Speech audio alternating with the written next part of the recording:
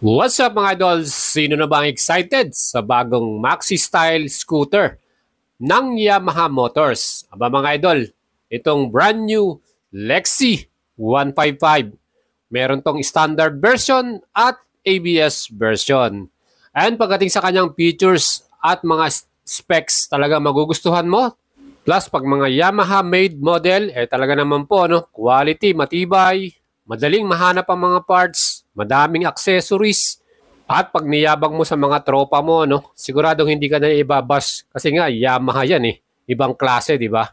Yan po ang ating nakikitang mga normal na mga comments at mga reaction pagka Yamaha model ang nilalabas dito sa Pilipinas.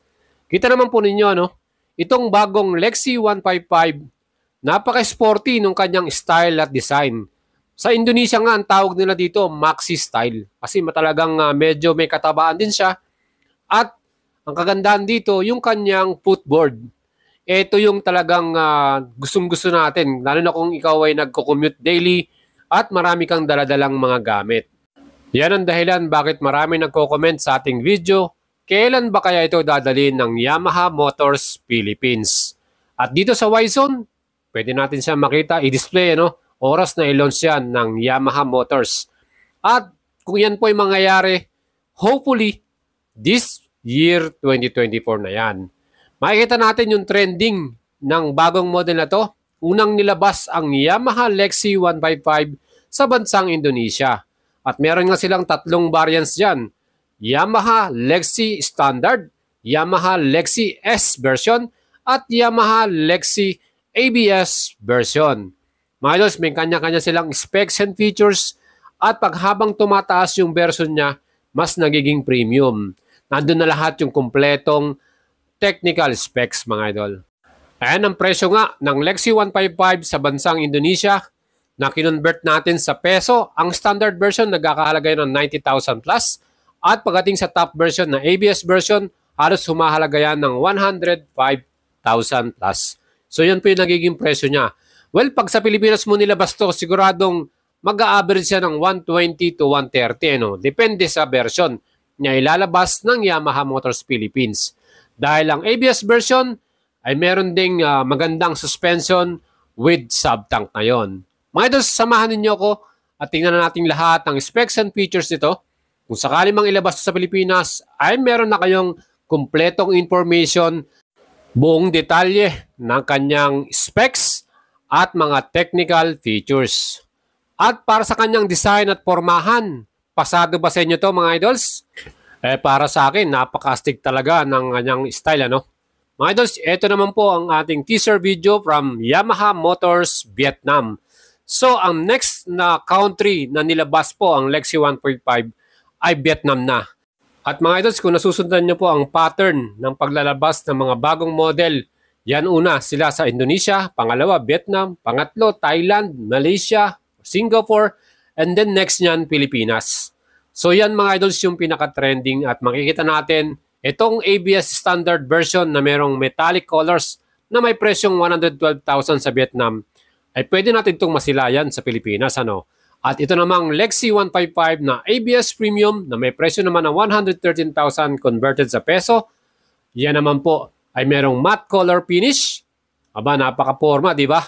Kayo ba excited na? Ang kanyang engine specs, meron tong total displacement, 155cc, liquid cooling din to, single overhead camshaft, 4 valves with BBA, and CVT transmission, electric start. Ang kanyang total max power, 15.2 HP, at maximum torque, 14.2 Nm. Doon tayo nagulat dito mga idols kasi malakas yung kanyang arangkada, 14.2 Nm. Kung napansin niyo po sa bagong NMAX Turbo, yan na po yung kanyang arangkada rin, 14.2 na meron na siyang turbo pa.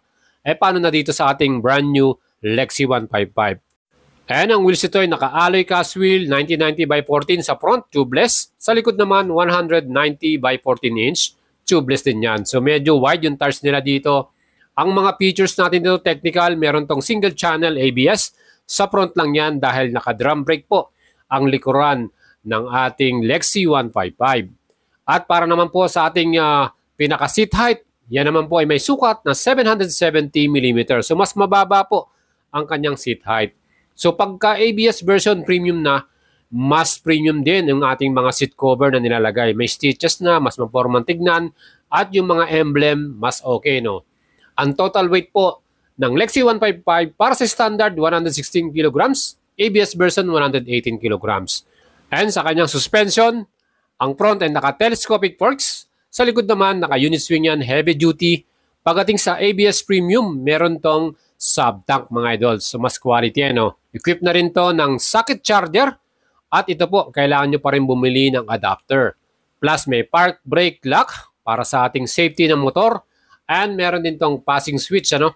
Plus naka-keyless system para sa ABS Premium na version. So may alarm din yan and answer back system.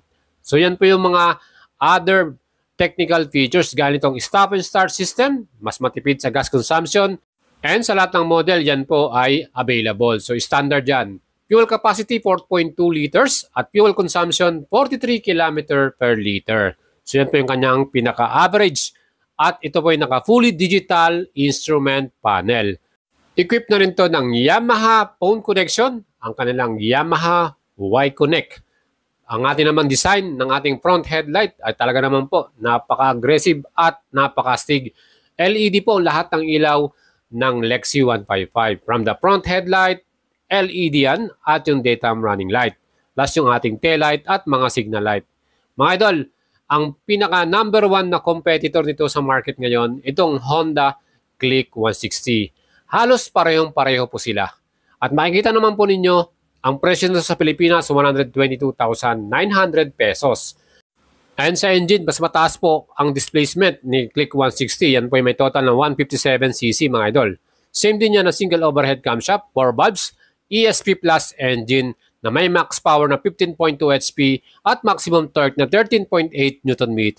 So mas lamang po sa arangkada ang Lexi 155. 14.2 Nm yan.